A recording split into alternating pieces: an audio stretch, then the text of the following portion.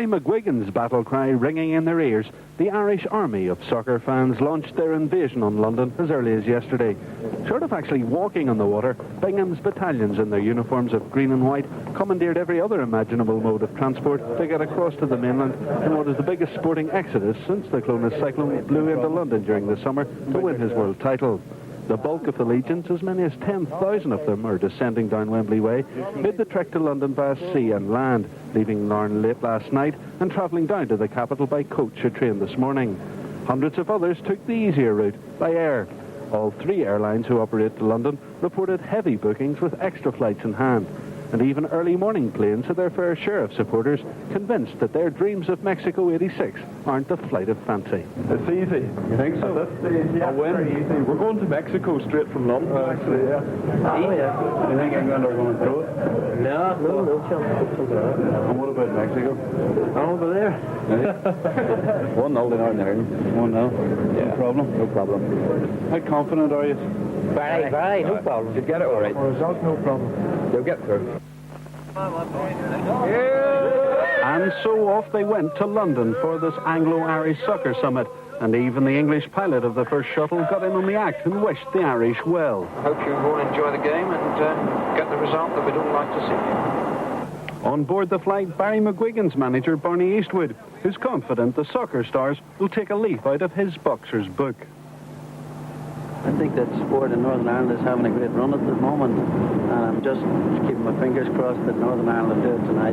Has there been much money put on them at home? A lot of money for Northern Ireland. Every time they play, there's always a lot of money for them in the betting shops. They just seem to rise to the occasion, and they can pull it out on the night. So you could lose a bob or two out of it all? Oh, well, I wouldn't mind be losing it from a good cause, you know. Hey, Mr. Hoybeck, can I ask you, you're going to London to check that your buses have arrived in one piece? Well, it's got quite a few going on the back. It's not getting there in one piece. It's getting them back in one piece. That's the problem. I'm meeting some colleagues taking around the house this morning who are going to the match. So a great atmosphere out there for this morning. And on the flight. Great hopes. Another Lord Nelson, was keeping his watchful eye on the fans as they came down to earth in London this afternoon for an amazing rally in Trafalgar Square to sing the praises of their team. Thousands of them turned the square into a sea of green and white. And the amalgamation of Northern Ireland Supporters Club, who organised the shindig, even held a best-dressed fan competition with this jolly green giant of a Santa coming out on top.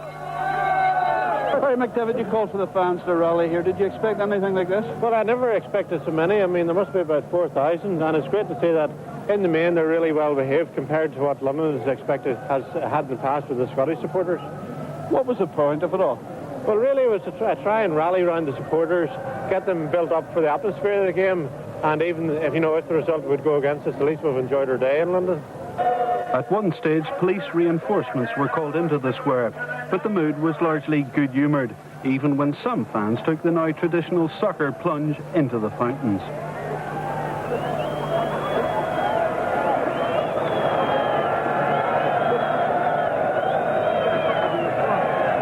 Among the hordes here in Trafalgar Square, a group of 14 fans who travelled all the way from Toronto, including one man who incredibly hasn't missed a Northern Ireland game in years.